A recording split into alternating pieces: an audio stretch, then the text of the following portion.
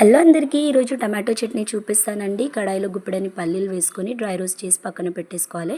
ఇప్పుడు అదే కడాయిలో ఒక టీ స్పూన్ ఆయిల్ వేసి కొంచెం జీలకర్ర, ఒక 4 కట్ చేసిన టమాటోస్, 2 పచ్చిమిర్చి, కొంచెం కరివేపాకు, కొంచెం కొత్తిమీర, పుదీనా, ఒక చిన్న సైజ్ ఆనియన్ కట్ చేసుకొని వేసుకోవాలి. ఇక్కడ మనం స్టవ్ని మీడియం ఫ్లేమ్కి చేసుకొని ఇదంతా మిక్స్ చేసి లిడ్ పెట్టేసి ఒక 5 to 6 minutes కుక్ అవ్వనిద్దాం.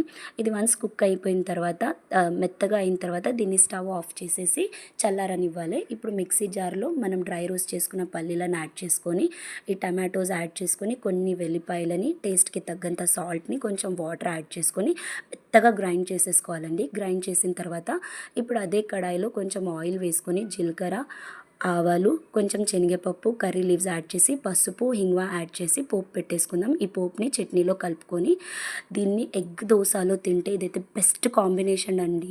ఎగ్ దోశకి మా ఇంట్లో చాలా ఇష్టంగా తింటాడు. మా బాబుకైతే ఫేవరెట్ అండి ఇది.